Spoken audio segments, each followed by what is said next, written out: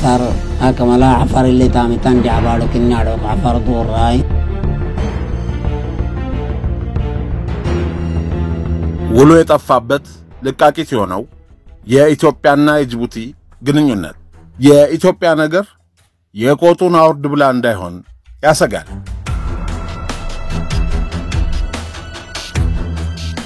ውድ የሳሎን ቲዩብ ቤተሰባችን በማይታመን ቅናሽ ታላቅ የሽያጭ ፕሮግራም ከጊፍት ሪል ስቴት ነው። ቤት እንድገዛ ግን ያስገደደኝ ራሱ የሚሰራውን ስራ በማየት ፈልጌ ነው ራሴ ከደንበኞች በቀረበለት ጥያቄ መሰረት ለሁለተኛ ጊዜ በ85000 ካሬ ላይ ባረፈው ሁሉንም በአንድ ባካተተው ውብ የመኖሪያ መንደር ውስጥ በተለያየ የካሬ አማራጭ ለ5 ቀን የሚቆይ የሽያጭ ቅናሽ ዘመቻ ማዘጋጀቱን በደስታ ይገልጻል። ከጊፍት ሲገዙ ምንም እንደማያፍሩ ልጠይቅ። ለ4 ዓመታት ብዙዎችን የቤት ባለቤት ያደረገው ጊፍት ሪል ስቴት አሁን ደግሞ አራተኛ መንደሩን በመሃል አዲስ አበባ በለጋር ነው ብሏል። አፓርታማ ቤቶችንና የንግድ ሱቆችን በዝቅተኛ ዋጋ ይክሱ። የአፓርታማ ቤቶች የካሬ አማራጭ ባለ 1 መኝታ 65 ካሬ፣ ባለ 2 መኝታ 108 እና 141 ካሬ እንዲሁም ባለ 3 መኝታ 164 ካሬ ናቸው። በዚህ ቦታ ላይ ባጭርና በረጅም ጊዜ የሚያስረክባቸው አፓርትመንቶችና የንግድ ሱቆች ላይ በ5% ቅድመ ክፍያ 20 እስከ 30% የቤቱን ዋጋ ድርጅቱ ይሸፍንሎታል። በ85000 ካሬ ላይ ባረፈው ውብ መንደር ውስጥ 23000 ካሬ የሚሸፍን የራሱ ሰፊ መናፈሻ፣ የራሱ ትምህርት ቤት፣ የራሱ የጤና ተቋም አለው። 40/60 የባንክ ብድርም ተመቻችቷል። ሙሉ በሙሉ በኢትዮጵያ ብር ነው የሚከፈለው። በረጅም ጊዜ ከፍለው የሚያጠናቅቁበት ሁኔታም ተመቻችቷል። ፍላጎቱ ኢንቨስትመንትም ከሆነ በአጭር ጊዜ ትርፋማ ይሆናሉ። ለመመዝገብ ይፍጠኑ። ለተጨማሪ መረጃም ይደውሉ በ0909 04 0060 ወይ በ0993 62 05 03 አሁኑኑ ይደውሉ። ጊፍት ሪል ስቴት عفر أكمل عفر اللي تامتان جعبالو كنيارو عفر دور راي ጅቡቲና አፋር በታሪክ በባህል እንዲሁም በመልክዓ ምድር በጣም ተቀራራቢና እጅግ ዝምድና ያላቸው ህዝቦች መሆናቸው የሚታወቅ ቢሆንም በሰሞኑ ግን በሁለቱ ህዝቦች መካከል ውጥረት እየተከሰተ ይገኛል። በአፋር ብሔራዊ ክልላዊ መንግስት የጅቡቲ መንግስት ተነዘረው በተባለው የድሮን ጥቃት ቢያንስ 8 ሰዎች መገደላቸውን ነዋሪዎች ተናግረዋል። ከተገደሉት ሰላማዊ ሰዎች በተጨማሪ ሌሎች 6 ሰዎች ክፉኛ ቆስለው ዱብቲ ሆስፒታል መግባታቸውን አንድ ነዋሪ ገልጸዋል። የጅቡቲ መንግስት በበኩሉ ጥቃቱን የፈጸመው በራሱ ግዛት ውስጥ መሆኑንና ኢላማውም አሸባሪዎች ባላቸው ላይ እንደሆነ አመልክቷል። የፈረንሳይ ዜና ወኪል ኤኤፍፒ የጅቡቲን መከላከያ ሚኒስትር ጠቅሶ እንደዘገበው ጥቃቱ ከድንበር 6 ኪሎ ሜትር ርቀት ላይ አዶርታ በተባለ አካባቢ በአሸባሪ ቡድን ላይ የተፈጸመ ነው። የጅቡቲ መከላከያ ሚኒስትር አካሄድኩት ባለው በዚህ የድሮን ጥቃት 8 አሸባሪዎች ገድያለሁ ብሏል።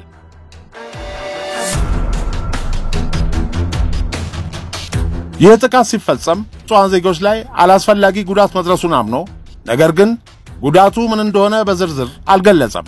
ጥቃቱን በተመለከተ የተናገሩት የአፋር ክልል ነዋሪዎች የድሮን ጥቃቱ መጀመሪያ በሌሊት 3 ሰው ገደሉ፣ ቀጥሎ ሟቾቹን ሊቀብሩ ጧት የተሰባሰቡ ሰዎች ላይ ጥቃት ሰነዘሩ፣ 5 ሰዎች ሞቱ ብለዋል።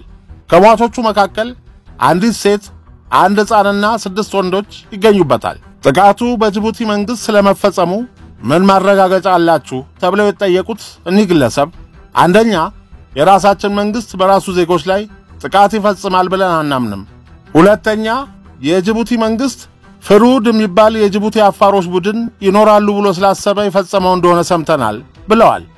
ከዚህ ቀደም በአውሮፓውያኑ 2022 ይህ ቡድን በጋራብቲሳን የወታደሮች ቀጠና ድንገተኛ ጥቃት ከፍቶ 7 የጅቡቲ ወታደሮችን ገሎ ሌሎች 7ቶችን ደግሞ አግቶ መውሰዱን የጅቡቲ ባለስልጣናት ይናገራሉ።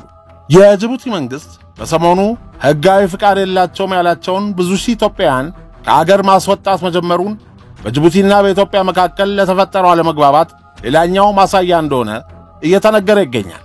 በጅቡቲ ህጋዊ ያልሆኑና የሆኑ በአጠቃላይ ወደ 200,000 የሚጠጉ ኢትዮጵያውያን ዜጎች እንደሚገኙ የታወቀ ሲሆን ከነዚህ ውስጥ ወደ ግማሽ የሚጠጉት ሰነድ አልባ ስደተኞች መሆናቸውን የጅቡቲ መንግስት ይናገራል። እስካሁን ቁጥራቸው በውል የማይታወቅ ኢትዮጵያውያን ከጅቡቲ የተባረሩ ሲሆን በቀን እስከ 1000 ስደተኞች ከጅቡቲ እየተባረሩ ነው። በቀጣይ ቀናት የጅቡቲ መንግስት መጠነ ሰፊ አፈሳ እንደሚያከናውንም አስታውቋል። የጅቡቲ የአገር ውስጥ ጉዳዮች ሚኒስትር ሰሞኑን ባወጣው ማስታወቂያ በሚቀጥሉት ቀናት በሰነድ አልባ ፍልሰተኞች ላይ መጠነ ሰፊ አፈሳ እንደሚያደርግ አስታውቋል። የአገሪቱ ዜጎችም በማንኛውም እንቅስቃሴያቸውና ጉዞዎቻቸው ላይ ህጋዊ መታወቂያቸውን ይዘው እንዲንቀሳቀሱ እንዲሁም የመኖሪያ ፈቃድ ያላቸው የውጭ ዜጎች ደግሞ ህጋዊ ሰነዶቻቸውን እንዲይዙ አሳስቧል። ይህን ማድረግ በአፈሳው ዘመቻ የዜጎችን ደህንነት ለመጠበቅና የህግ አስከባሪዎችን ሥራ ለማቀላጠፍ ይረዳል ሲል ነው ማስታወቂያው ያስቀመጠው። ይህን ትዕዛዝ ማክበር በእጅጉ እንደሚመከርም ነው ያስጠነቀቀው። በተመሳሳይ ሰሞኑን የጅቡቲ መንግስት ዜጎቹ ለቀጠሯቸው ሰራተኞች ደሞዛቸውንና ሌሎች ቃል የተገባላቸው ጥቅማጥቅሞችን በአግባቡ እንዲከፍሉ የሚያዝም ማስታወቂያ አውጥቶ ነበር።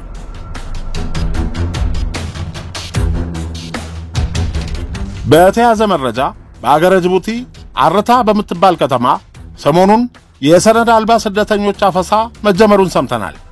በጅቡቲ የሚገኙ የመረጃ ምንጮች ለቲክቫህ ኢትዮጵያ በሰጡት ቃለ መጠይቅ ከጅቡቲ ከተማ 40 ኪሎ ሜትር ርቃ በምትገኝ የአርታ ከተማ በርካታ ኢትዮጵያውያን መታፈሳቸውን ገልጸዋል።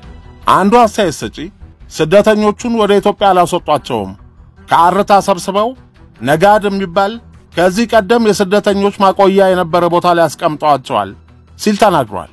ቦታው በጣም አስቸጋሪ፣ ለጤና የማይመች፣ መጸዳጃውም መተኛውም እዛው የሆነ በጣም ሙቀት ያለበት ማቆያ ነው አከማችተው ያስቀመጧቸው በማለት ገልጿል። ስደተኞቹ ተጭነው ሲጓጓዙ ታይቷል።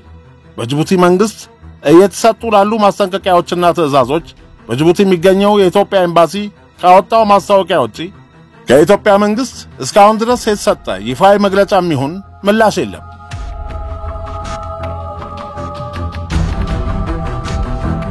ግብጽ ባለፈው የፈረንጆች ዓመት ከሶማሊያና ከኤርትራ ጋር በቀይ ባህር ላይ የሶስትዮሽ ስምምነት በመፍጠር በጋራ ለመጠቀም በሚል ስምምነት ከመሰረተች በኋላ አሁን ደግሞ ጅቡቲን በመዳፏ ለማስገባት ደፋ ቀና እያለች ትገኛለች።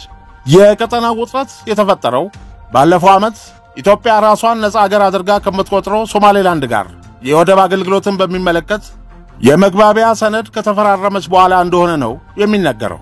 ሶማሊያ ግዛቲቱን የራሷ ግዛት አካል አድርጋ ስለምትቆጥር የኢትዮጵያን እርምጃ የአገሪቱን ሉዓላዊነት የሚጥስ አድርጋ ወስደዋለች። በዚህ ምክንያት ከኢትዮጵያ ጋር ያላትን ግንኙነት ከማቋረጥ አልፎ በኢትዮጵያ ላይ ከፍተኛ የዲፕሎማሲ ዘመቻ ማካሄዷም የሚታወስ ነው። ግብጽም ከኢትዮጵያ ጋር በአባይ ጉዳይ ባላት የቆየ ሰጥ አገባ አሁን በኢትዮጵያና ሶማሊያ ውስጥ ጣልቃ ብትገባና ከሶማሊያ ጎን ብትቆም የሚያስደንቅ አይደለም ነው የሚባለው። ሆኖም ግን ምንም እንኳን ከፕሪቶሪያው ስምምነት በኋላ ኤርትራ ከጠቅላይ ሚኒስትር አብይ አህመድ መንግስት ጋር ያላት ግንኙነት መሻከሩ ሲነገር ቢቆይም በዚህ ደረጃ ከሶማሊያና ግብጽ ጋር በመሆን ከኢትዮጵያ በተቃራኒ ትቆማለች ተብሎ የሚታሰብ እንዳልነበር ነው ታዛቢዎች የሚናገሩት። ያም ሆኖ የኢትዮጵያ መንግስት አሁንም ከኤርትራ ጋር ያለው ግንኙነት ጥሩና ሰላማዊ መሆኑን የውጭ ጉዳይ ሚኒስትር ቃል አቀባይ አምባሳደር ነቢያት ጌታቸው ከወራቶች በፊት በሰጡት መግለጫ ቢናገሩም በኢትዮጵያና በኤርትራ መካከል ሰላም አለመኖሩ ፀሐይ የሞቀው የአደባባይ ሚስጥር ነው። ይህ አስመራ ላይ የተደረገው የሶስቱ ሀገሮች ጉባኤና የተመሰረተው አንድነት ግን በኢትዮጵያና በሶማሊያ መካከል ያለውን አለመግባባት እንዲሰፋና አካባቢውንም ወደ ቀውስ እንዲያመራ ከማድረግ በስተቀር ሶስቱም ሀገሮች በየበኩላቸው አሉን የሚሏቸውን ጥቅሞች እንኳን ለማስጠበቅ እንደማይረዳ ነው ተንታኞችም ይናገሩት።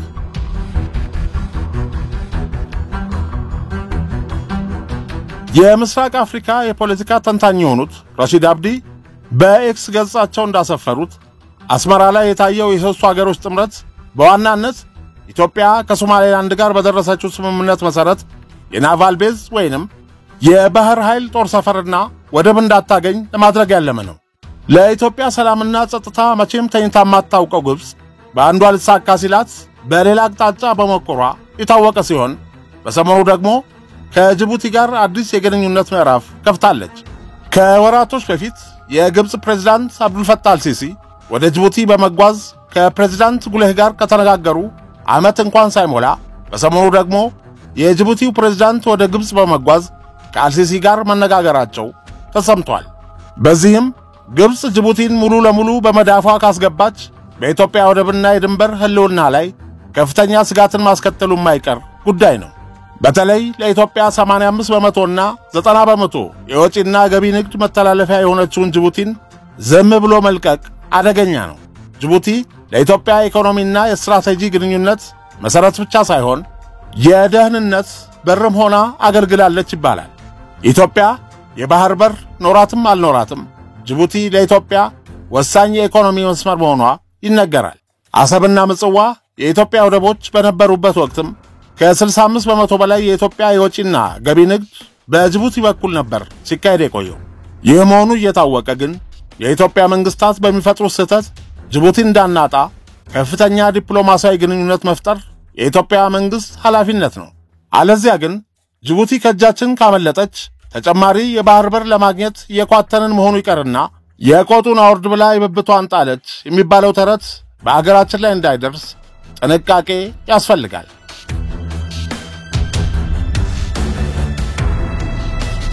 ከኢትዮ ኤርትራ ጦርነት በኋላ ላለፉት 26 ዓመታት ኢትዮጵያ በብቸኝነት የጅቡቲን ወደብ በኪራይ መልክ ስትጠቀም እንደነበር የሚታወቅ ሲሆን ለዚህ የወደብ ኪራይም በየዓመቱ 1.5 ቢሊዮን ዶላር ማለትም በወቅቱ ምንዛሪ ወደ 300 ቢሊዮን ብር በየዓመቱ ትገብራለች ማለት ነው።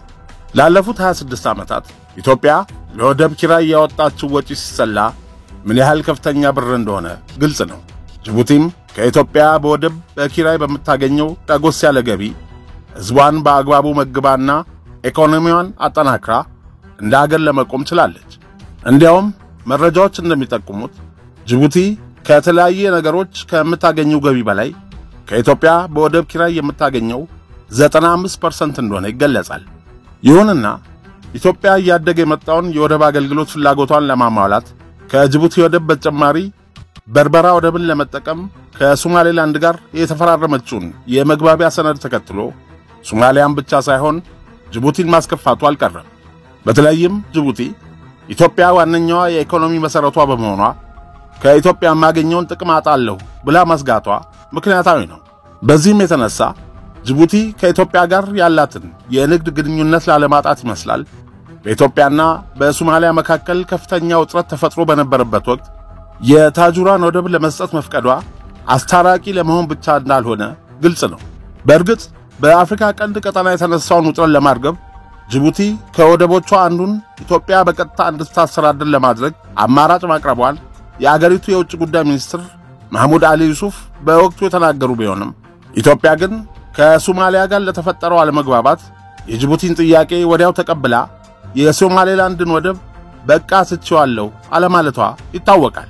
በአንድ በኩል ለጅቡቲ የማግባቢያ አማራጭ ወዲያው ምላሽ አለመስጠቷ ፖለቲካዊ እንድምታ ያለው ቢሆንም የኢትዮጵያ ዝምታ ግን ሁሉንም የወደብ አማራጮች የመጠቀም ፍላጎት እንዳላት የሚያሳይ ነው። ጅቡቲ ያቀረበችው ወደብ ከኢትዮጵያ በ100 ኪሎ ሜትር ርቀት ላይ የሚገኘው የታጁራ ወደብ ሙሉ በሙሉ ባይሆንም ኢትዮጵያ ከዚህ በፊት የተወሰኑ ዕቃዎችን በመላክና በማስገባት እየተጠቀመችበት ቢሆንም አሁን የቀረበላት ጥያቄ ግን ሙሉ በሙሉ ወደቡን በበላይነት እንድታስተዳድረው ነው። ራሷን በነፃ አገርነት ካወጀችው ሶማሌላንድ ጋር በተደረሰ የባህር በር መግባቢያ ስምምነት የተነሳ ከሶማሊያ ጋር የተነሳውን ውጥረት ለማርገብ እንዲሁም የኢትዮጵያን የባህር በር መዳረሻ ችግር ለመቅረፍ ይህ አማራጭ እንደሚያግዝ የጅቡቲ የውጭ ጉዳይ ሚኒስትር መሐሙድ አሊ ዩሱፍ በወቅቱ ተናግረው ነበር። ሚኒስትሩ ኢትዮጵያ የባህር በር መዳረሻ እንድታገኝ የሚያስችላትን በአገሪቱ ሰሜናዊ ክፍል የሚገኘውን ወደብ እንዲሁም አዲስ የተገነባ ኮሪደር እንድታስተዳድር ሐሳብ ቀርቧል ብለዋል። ይህንን አማራጭ የአገሪቱ ፕሬዝዳንት ኦመር ጉሌህ ለኢትዮጵያ ማቅረባቸውን ገልጸዋል።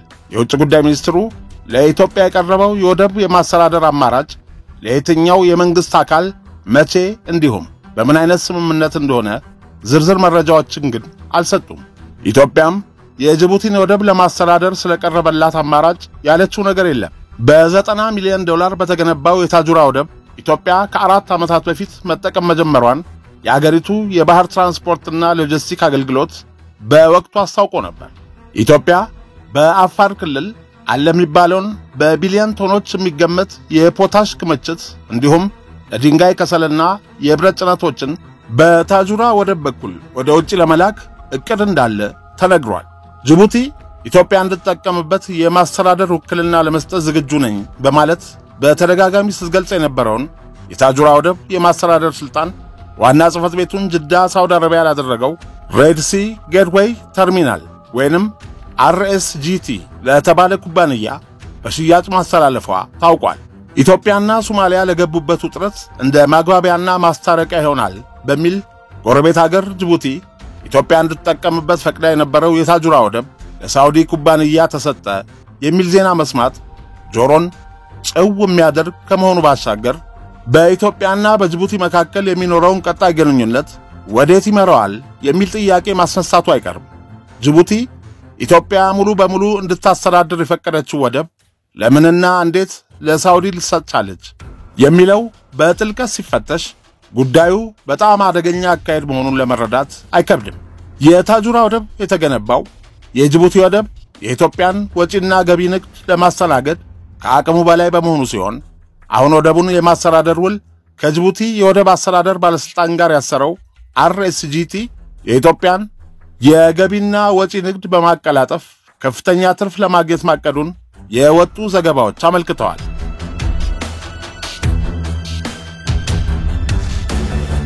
ኢትዮጵያ ከሶማሌላንድ ጋር የወደብ ስምምነት በተፈራረመችበት ወቅት የተፈጠረውን ውጥረት ተከትሎ ጅቡቲ የታጁራ ወደብን ኢትዮጵያ አልምታ እንድትጠቀም እንፈቅዳለን ሲሉ የጅቡቲ የውጭ ጉዳይ ሚኒስትር ተናግሮ የነበረ ቢሆንም አሁን ግን ፊታቸውን ወደ ሳውዲ ማድረጋቸው የቀጠናውን የፖለቲካ ጡዘት ምን ያህል እንዳናረው ማሳያ ነው።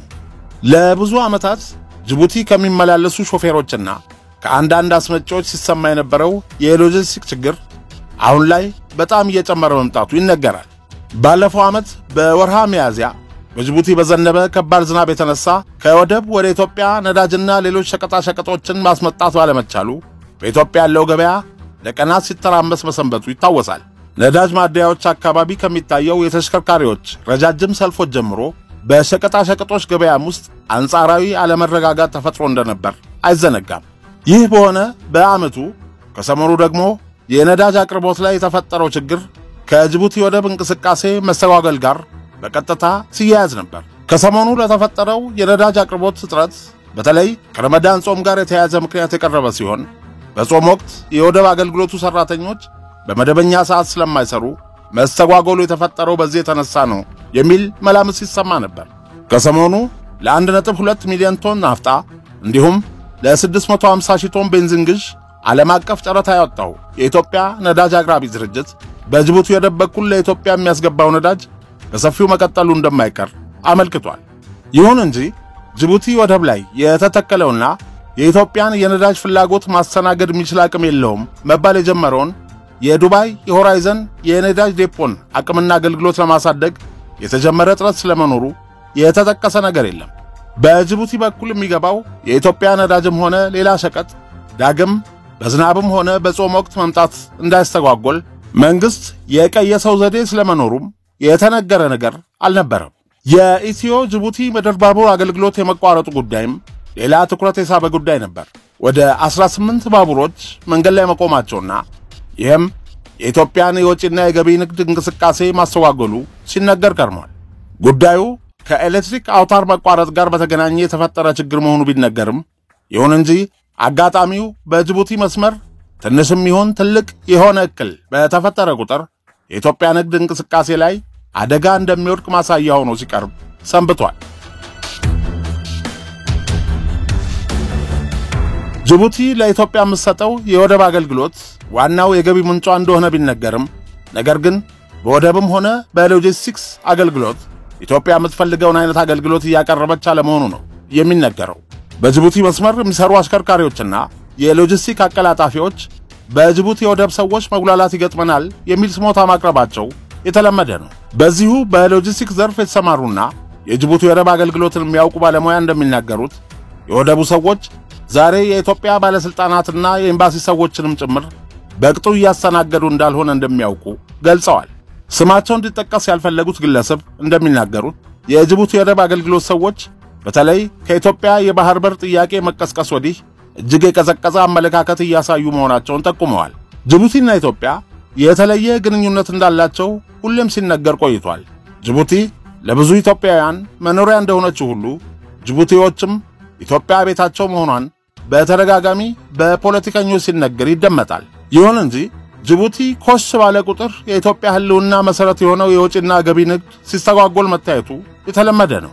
ይህ ሁኔታ ከቅርብ ጊዜ ወዲህ የበለጠ መጠናከሩን የጠቆሙት አስተያየት ሰጪው አሁን ግን ለወደብ አገልግሎቱ ይከፈል የሚባለው ዶላር እጥረት ጅቡቲዎችን በብልሃት ከመያዝ ጉለት ጋር ተዳምሮ ችግሩን ያከፋ መሆኑን የጠቆሙት።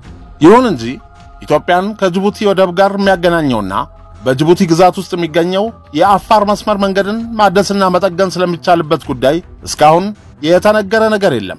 ከጅቡቲ ወደብ ዕቃ የሚያመላልሱ በርካታ የከባድ መኪና አሽከርካሪዎች የአፋር መንገድን ሲገለገሉና ጅቡቲ ግዛቱ ሲገቡ እጅግ የተበላሸ መንገድ ስለሚገጥማቸው ለከባድ መጉላላትና እንግልት የዳረጋቸው መሆኑን ሲያማርሩ ቆይተዋል። በርካቶቹ የአፋርን መስመር በመተው በድሬዳዋ በኩል ያለውን የጅቡቲ መስመር መጠቀምን እንደመረጡ ነው ከቅርብ ጊዜ ወዲህ የሚነገረው።